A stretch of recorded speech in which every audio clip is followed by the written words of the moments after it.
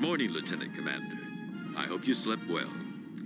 Now that I've dispensed with the pleasantries, let's get moving. Today's course is Weapons Advanced 480, Defensive Controls.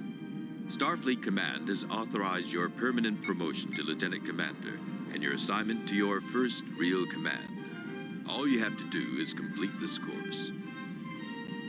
Let's start. Go to Red Alert and move inside the training grounds. Speed, Captain's discretion. The first line of defense for a starship are its shields. The shields aboard a starship are broken up into 6 arcs. Forward, forward port, forward starboard, aft port, aft starboard, and aft. Each of these shields have the same purpose, to protect your ship. However, they act independently with independent strengths and resource levels. Select the shield control panel.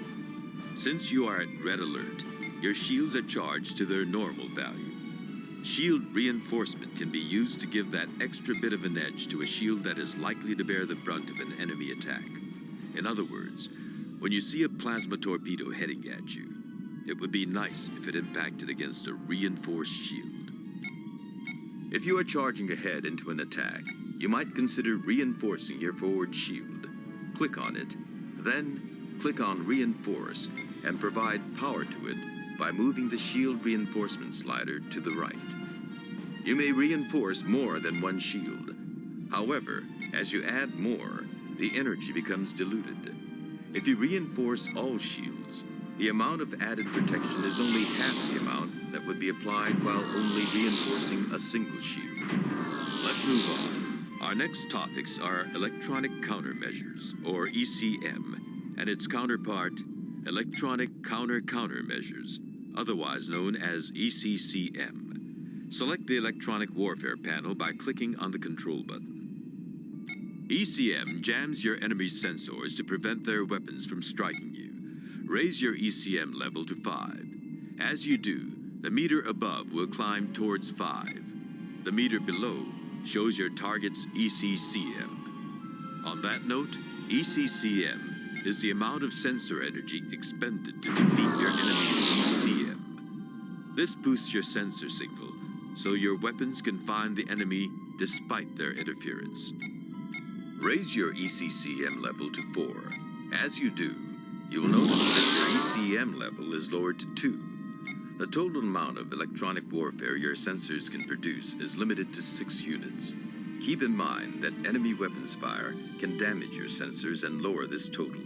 Trust me, damage is one thing you don't want. Proper use of ECM can effectively raise the range that an enemy is firing from. Another way to make your ship less susceptible to enemy fire is the use of erratic maneuvers. Go to the helm control panel and engage erratic maneuvers by clicking on the blinking button now. Now that erratic maneuvers are engaged, you will notice that your ship will begin to jink back and forth. Your ship is now harder to hit. This movement gives your ship a natural ECM bonus, so it adds to whatever ECM you've set. However, erratic maneuvers affects your ship's ability to hit its target as well.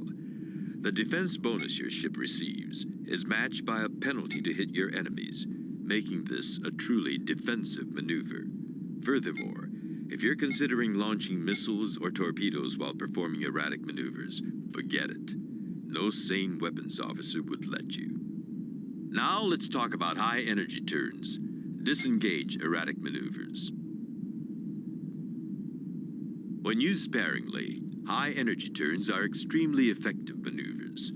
A high energy turn allows you to use your warp engines to quickly turn your ship to any facing. Remember that I use the word sparingly. The downside of high energy turns is that they place a huge stress on your ship's systems. Repeated use of this tactic can lead to a catastrophic breakdown of your ship's systems. Not only does this make your chief engineer angry, this will leave your ship vulnerable to attack while the crew makes repairs. At your discretion, you may attempt a reversing high energy turn.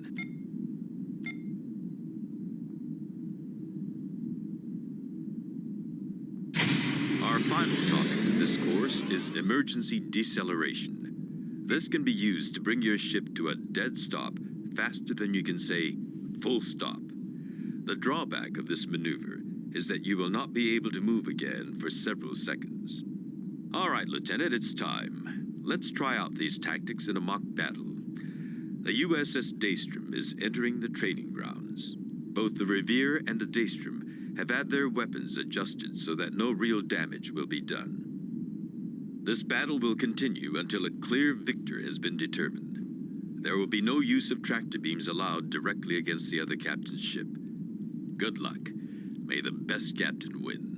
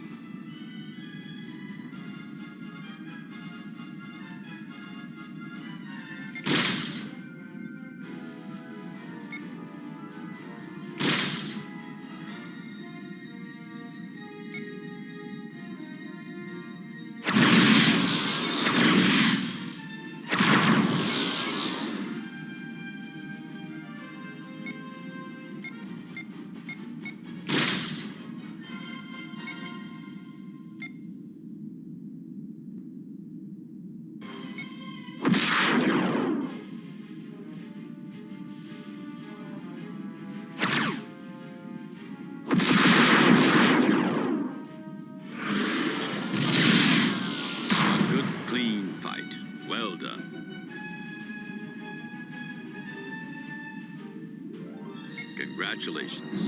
You are officially promoted to the rank of Lieutenant Commander.